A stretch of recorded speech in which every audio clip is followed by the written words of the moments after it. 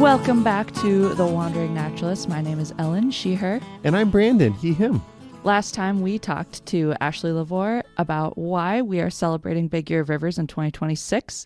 We felt like if we were going to celebrate rivers, we needed to experience them firsthand. And when I say we, I mean Brandon. Because yes. I didn't get to go. I am very excited for that. I am so sorry you didn't get to go. So we did record this last July, and that is right when Angela had made her decision that she was going to be stepping away from the podcast. And so we had not chosen a new co-host yet. So sadly, Ellen, you didn't get to come on this journey with us. That's fine. But I think in some ways this is a good thing, because as Paul and I talk about our experience on the river, you get to kind of be in that role of, I haven't done that. Mm-hmm. What do you actually mean? All of that good stuff. Yeah, so I'm excited to kind of be just a listener in the room with a microphone. But I believe in July 2025, you and Paula Suchy, outdoor education specialist, helped host a Wandering Naturalist raft trip, right? Yes, we had our portable microphone and we went on the raft. Our other raft participants got to choose if they wanted to wear a microphone or not and talk about some of their thoughts as we traveled one of the largest rivers in the world. It was a lot of fun. You'll get to hear my daughter Rowan on it as well. She did have to pay to be part of the rafting trip. I don't want anybody to think, he does the podcast, so his family just gets to sign up. No, they had to go through the whole registration process, all of that. But it was really fun seeing her experience on the river as well. And so to talk about that rafting trip and to share some of the audio from that rafting trip, we're going to be joined by Paula. So Paula, can you introduce yourself? Sure. I'm Paula Suchy. I'm an outdoor education specialist at Mississippi Gateway Regional Park. I've been there for about 14 years, and I have been with the rafting program since it started. Wow. That's amazing. I didn't know you've been with it. So are you the one that started it itself, or are you just part of the team? I'm just part of the team that started it. It actually was the whole thing started as a grant project to get people out on the river. And I just was lucky enough to be in that time period and just it was one of my favorite things to do. And I just naturally gravitated toward it. And eventually it became a major part of my job. You are the rafting person in the Park District now. Yes, yeah. I am. I love that. That's awesome. Well, we recorded the rafting trip with you down the Mississippi River because we couldn't think of a better way to celebrate the start of Big Year of Rivers. And it would have been really hard to do this in January. Yes, it would be. I don't recommend it. Yes, that's why we recorded it last July, kind of in the heart of your river rafting season. And so we're going to be talking about the rafting trips you lead and using audio from that trip. So I think we need to set the tone a little bit before we start. So I want to play some audio of us paddling from that rafting trip last July 2025. Okay, all forward.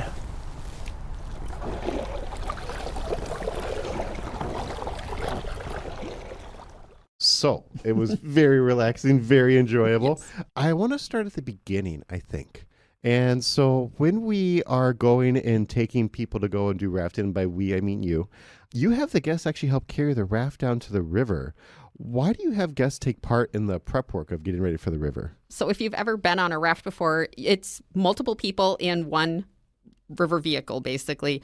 You want to be able to work as a team. And one of the ways we can start all of that process is to get them to work together to actually moving the craft. So they're getting into the mindset of being a team and working as part of a team and working together to get that craft down the river. So you're just subtly doing team challenges Yes, with us. I Without us am. even knowing. That actually makes a lot of sense. Yeah.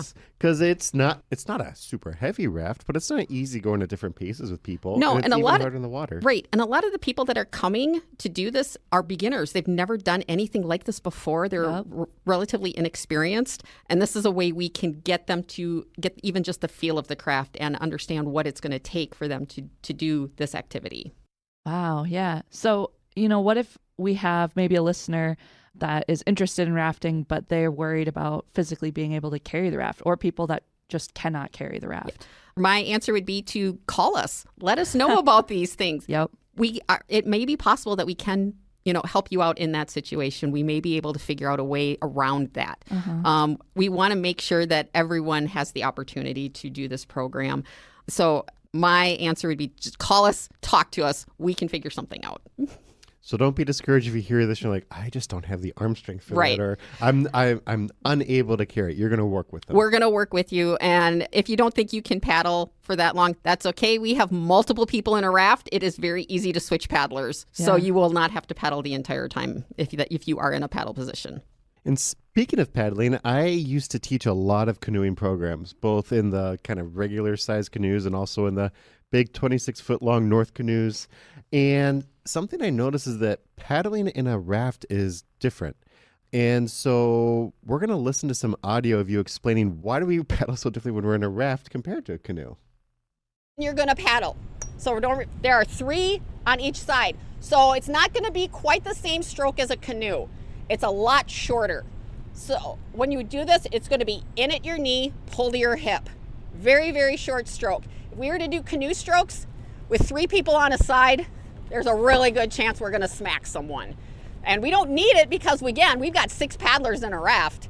So we're going to have plenty of power to go down.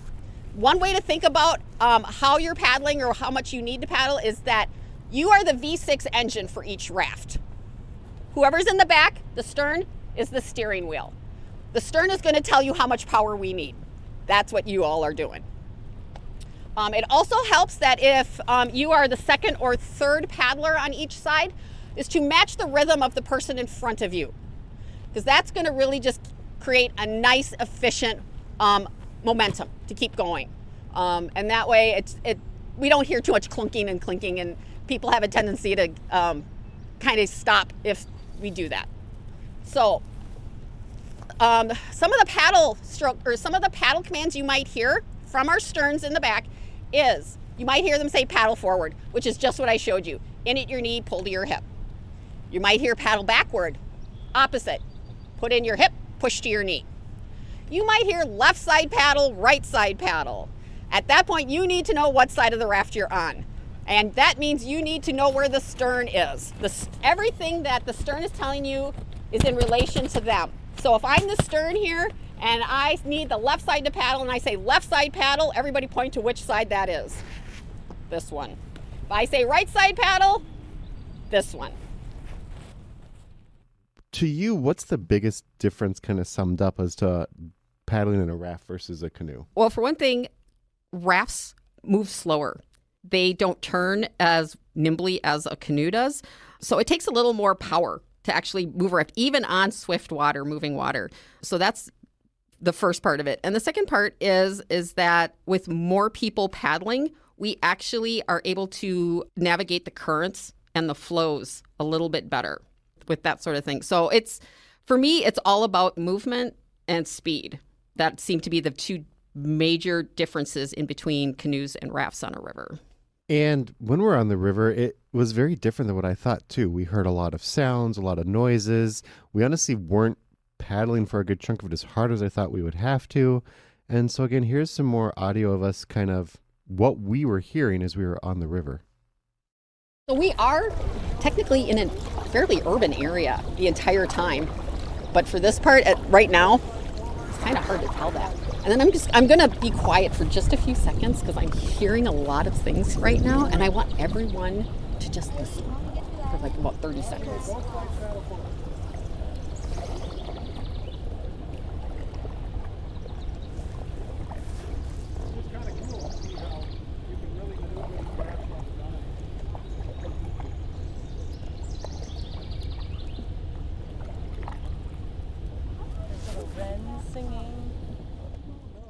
And then we paddled for a little bit, but then we stopped at a sandbar. Yeah. And we got off. Yeah. And why do we actually stop on this little tiny island as opposed to just paddling all the way through? Because I heard paddling part. I'm like, we're going to be paddling. We spent a good chunk of time exploring that little sandbar. Yeah. That's one of the great things about the stretch that we're on is that we have multiple islands that are in that part of the river. When we have that opportunity, we're going to take it. We're going to actually stop on those areas if we can. First of all, it gives you more of an immersive experience when you are standing in the middle of a river. You're not on the shores. You're actually standing on on land in the middle of a river. And it gives you an entirely new perspective of being on the river and what you're seeing and what you're feeling and what you're hearing. It's really a multi-sensory experience being in that spot. Not something most people get to do. Yeah, exactly. It's so, if we have that opportunity, we're going to take it. So, and not only that, we can really go exploring and be curious about things that we might not be able to see or do from the shores of the river either. So we're going to be closer to things. We're going to hear more things. We're going to be able to touch more things and smell more things. So it's, again, multi-sensory experience. Yeah. Yeah, it's one of the highlights when we are able to do it. What are some of those things that we get to explore on the island that we Oh don't my normally gosh. see? Well, we get to go rock hunting. I mean, Ooh, yes. yeah, the Mississippi is one of the best places to go agate hunting, believe it or not. So we find those occasionally. We find like really good specimens of agates On those sandbars? on the sandbars. Wow. Yeah. Absolutely. And think about it too. Not everybody gets to those sandbars, so there's probably a little more opportunity to find them in there Yeah. too down there. We have equipment that we take with us. We'll go catch minnows. We're going to go look at macroinvertebrates, things that live in the river. We're going to get to go in and we can wade in the river. We're going to get to feel the substrate, under our feet. So it is just a really, really cool thing to do. And I think being part of the experience, I think the kids enjoyed paddling, but what I really saw is when they were exploring the island, that's when they were really excited. Yeah. And I think as some example, like here is some audio of them catching minnows. Here we go. I'm trying to go faster. We're doing good. Keep it down, keep it down. Okay. Another round coming at ya. All right. Paula's funneling the fish towards us. Keep it down. Here we go. Let's see. Oh, I found one. Okay, get that up. I got one. There's one. Wait, can I put it back in the You water? sure can. And then they didn't just catch the minnows, but you actually showed them how to ID the minnows. Yeah, so we, again, have equipment with us that when we go on these trips, and depending on, what we're deciding and what the river's telling us we can do that day, we'll take specific equipment along. So like for that day, we had a seine net with us and we had some bins and we took ID guides. And it's really fun for people to like actually get that firsthand experience and like actually catching something, taking it over, finding out what it is, learning what it is, why is it there, and just really sparking curiosity, which is what we all want from these trips. Is just we want people to really start to begin to get connected to that resource, because it is such a major part of where we are and what we do here. This is a really good way to do that, getting people out. For the folks at home, do you want to let us know what a seine net is and how it's different? Sure. So a seine net it's a net that is used for catching fish.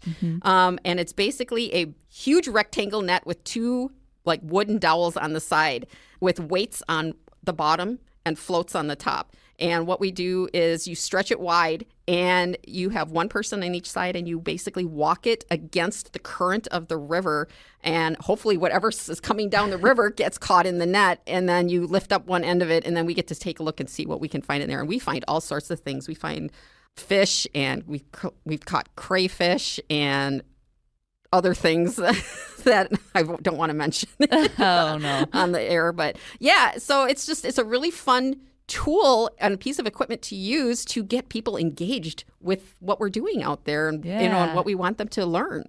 I had fun using it. And then I think being able to actually do some science with it and see what are the fish we're catching. Right. So here's some of that audio of you teaching the kids, how do you identify those minnows?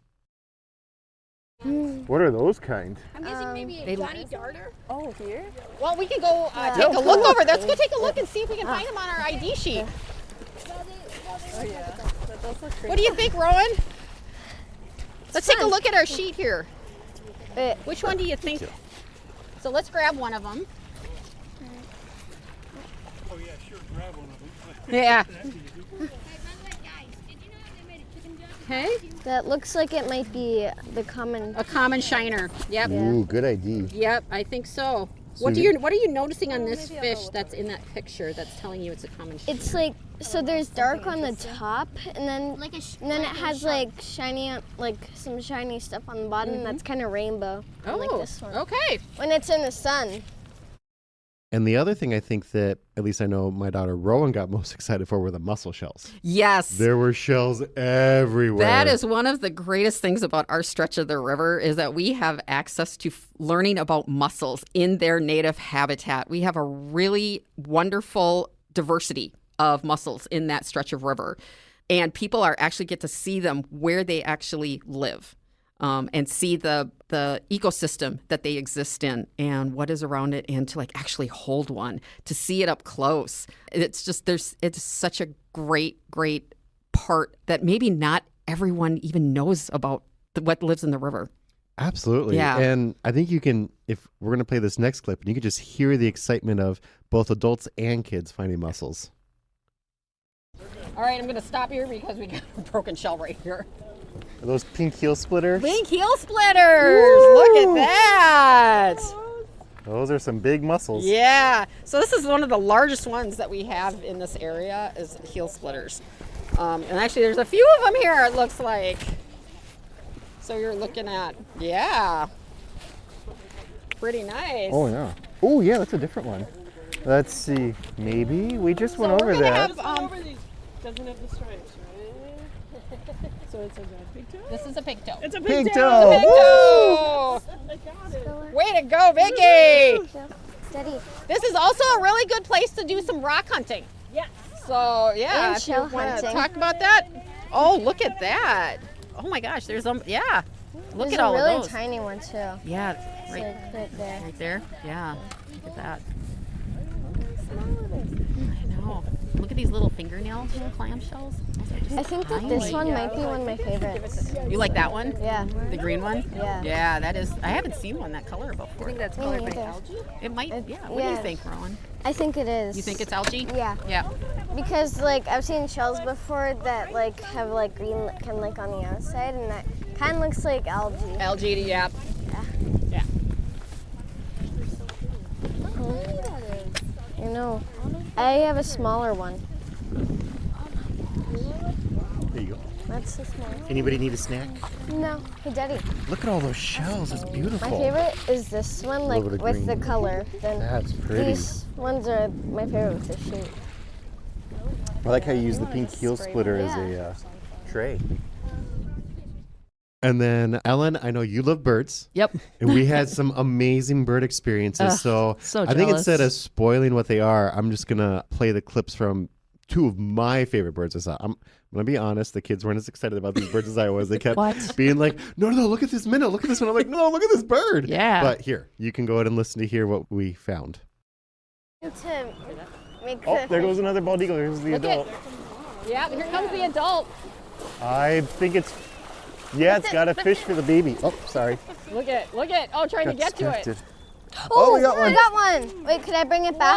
Whoa. The adult brought a fish for the baby. Yeah. Do you hear how excited it got? Oh, and there goes the juvenile Did eagle. you see it make its way all the way down there? Yeah. It got caught in one of the branches as it was trying to get down. It is loud right now Do you because it's still see it? hungry. Yeah. I think Did we lose Did it? it get Sorry, I away? got distracted by the baby being fed. Oh my goodness. Yeah, that was an amazing day. Actually, it was an so good. amazing day. What? I Yeah. haven't seen eagles feeding their babies in so long. I know, and that doesn't happen every trip either, too. I mean, and that's what's so cool about raft trips is that because the area is so dynamic, it is different day to day. So seeing like eagles feed their babies, that's Wow. something I don't even normally see, and I do a lot of these trips. Yeah. So that was really fun. And then we got to see, I think, the bird that got me to start reading, actually. I love reading now. I did not want to read as a kid. But finally, I read My Side of the Mountain, and the hero of that book is a peregrine falcon. Yeah. And so every time I see a peregrine falcon, that's really special to me. And actually seeing the peregrine falcons in the river, that Never was so gets cool. old. It looked like there was a hawk of some kind flying by. Or is that the Whoa. peregrine? Is that the peregrine That's the falcon? peregrine. The peregrine got booted out already. Wow. So there's a peregrine. Rowan, it's a peregrine The falcon. peregrine. We never see that's the fastest animal in the Yeah. world. So that peregrine. Look at it's come. Wow. Yeah. Like fastest animal in the world, Rowan. Oh, you Yeah, impressed to the one of my list. Who favorite needs, birds. who I needs almost their never get on to their see 'em. list? Check it off. It's my first time. 3. Yeah, it's just within the last, I think it's been about the last 8 or 10 years that we've been able to see peregrines on the river, at least in our section. Oh. There's a peregrine nest platform under the 610 bridge, which is part of our trip. So if we get out early enough, we get to see the babies and usually the fledglings up until like, I don't know, end of July, August. And there's usually the adults are still hanging around, usually by the end of our rafting season. So yeah, if you're lucky enough, you might get to see that too. That's wonderful. So I know a big part of these trips is help from volunteers. And I mean, that's everything in Three Rivers. We couldn't do anything without all these wonderful volunteers we have. But how do you become a river rafting volunteer? Well, I'm glad you asked, Ellen, because next year we are expanding our rafting opportunities. So we are going to be needing more volunteers. So if you have paddling experience, Swiftwater is best. But if you don't, that's okay. We will work with you. And this might be something you're interested in. What you can do is go to the Three Rivers website and click on the volunteer tab and go ahead and put in that you would like to be a rafting volunteer at Mississippi Gateway. They will funnel us that information.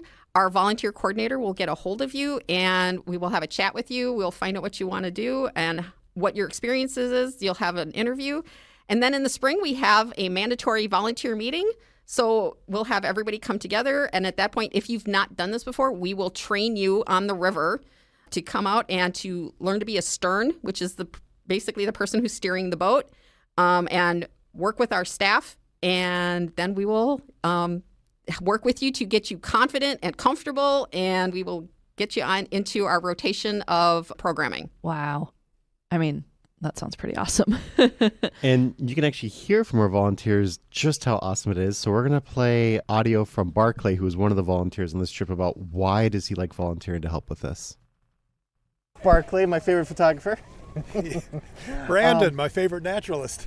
I didn't know you did these rafting trips. Yeah. And, how long have you been doing them? This is I think my 4th year. Okay. Although it's hard to count because we've had several years of disruption with the rafting program, with construction at Mississippi Gateway, and a couple years of really high water levels on the river. And before that, super low before water that, levels. COVID, and yeah. But this has been the best year ever because we've had great water flow all year long, and the river's perfect, and all the raft trips are full. That's awesome. So, and so my job is I'm stern. Today I'm stern steering on the raft, and I'm shooting pictures as well. So I have double duty today. So, why do you like to do the raft trips? Well, this is like one of the best Three Rivers programs ever. Yeah. And it's really unique. And people are amazed at how scenic and beautiful the river is in this section. People think the Mississippi is going to be urban and kind of dirty, but it's not in this section. There's tons of wildlife, and the river's just very pretty. And I think I enjoy it because it's a nice, quiet day for me on the river. And then plus, just watching all the people that have never done this before, just watching their delight as far as doing the trip and how it's so much better than they thought it would ever be. And so it's just it's like one of these programs that exceeds everyone's expectations. It really is incredible. Like, you can't hardly see any signs of human habitation here when we're in the middle of the cities. We just got to see except for the darn power lines. The power lines. And as a photographer, I hate those darn power lines. Everybody does. Well, like, we just saw an adult bald eagle feed its young from this year flying. I haven't seen that since I worked at Voyages National Park. Yeah. And that's super remote, and we're seeing it right in the middle of the cities. It's incredible. And herons all over the place, and probably we haven't seen any turtles yet, but we probably will. Do you have a highlight from any of your trips that has really stuck with you? I think the eagles for sure. Yeah. And then when the peregrine falcons were nesting underneath the Highway 610 bridge, they're gone now, but earlier in the season they were here, so that was cool to see them. Anyway, that's awesome. So I think probably from a wildlife standpoint, the birds are the highlight. Yeah. But from my standpoint, I just enjoy interacting with the people, the customers, because they're having so much fun on the trip. Such a unique experience. Absolutely. Well, thanks for volunteering so we can get out here and do this. Yeah. That's amazing. It's my pleasure. Now, when we were on that trip, we saw so many animals that I rarely get to see. There's the peregrine falcon. We saw the ruby spot damselfly. Great blue herons were everywhere. Yeah. Do you have a favorite animal you normally like to see? Well, I like them all. First That's of all, fair. That's it fair. is. I love them all because you're never guaranteed a specific sighting of anything when you're out there. It's different every time. But I do have two that I do remember. Specifically, my first one was I saw beaver on a trip. Yeah. And we got slapped at. Yeah. Oh, that's rude. fun. It was, so that was really cool. And then also, I have also seen mink, which is something else that a lot of people might have never seen, in its natural habitat. So that was and they're very secretive too. I mean, they don't come out of very That's a hard one. Yeah. So also, like, depending on the times of our raft trips, like sometimes we do evening trips. Those are really, really fun because that was actually when I saw the beaver and the mink was on an evening trip. Yeah, that's awesome. I love seeing both of those. And then something I thought was fun, you'd appreciate this, Ellen. We didn't confirm it, but we think we saw a prothonotary warbler. So I wasn't jealous enough. We didn't get a good enough view to say yes for sure it's that, but yes, it's possible. Yeah. I'm kind of leaning toward yes. Mm-hmm. I still am. Yeah. Kind of blue or yellow with bluish wings. Yeah. There's not many other birds that have that color. Yeah, that sounds like a prothonotary. Yeah. And so you've gotten to hear how awesome this trip is. Listeners, you've been listening how we think this is awesome, but you don't just take our word for it. We're going to play two of our participants, what their favorite part of the trip was and what they liked about it. Rowan, what was your favorite part of rafting? I'd say finding the minnows and just getting to see that shell. Yeah. It was so cool. Just all the colors in it and how big it was. It was beautiful, that pink heel splitter. Yeah. Yeah, that was a beautiful pink heel splitter. Wow. I love seeing all the peregrine falcons. It's not often that you see so many peregrines all in the same spot. So, and we never know when they learn how to fly. We never know if they're going to survive their first year. So it's fun to see so many of them the young ones still hanging around. That was really cool and special for me. Paula, you've been doing this for so long now. Yeah. What is your favorite part of doing this? Why do you want to continue this program of going down the Mississippi River on rafts? Well, first of all, I love meeting all the people that come out to do this. It is usually people have never even known that this was something that they could do. And even if they knew that this opportunity existed, they never thought that they wanted or could do it themselves. So I love being able to take people out onto this river, which seems really big and scary because that's what we see in the media. It's not the same like stretch of river that you normally would see like in the media. And to introduce them to that and to gain the confidence and to express that curiosity and to want to learn more about this incredible river that runs right through our backyard. That is, I think, my favorite thing to do is introducing people to that resource. It's something I just never get tired of at all. I can just feel the positive energy. Yeah, I know. I was just right like, I can't. This is like one of my favorite things to talk about all the time. And I want everyone to have that opportunity to come out and do this program. It will change your perspective.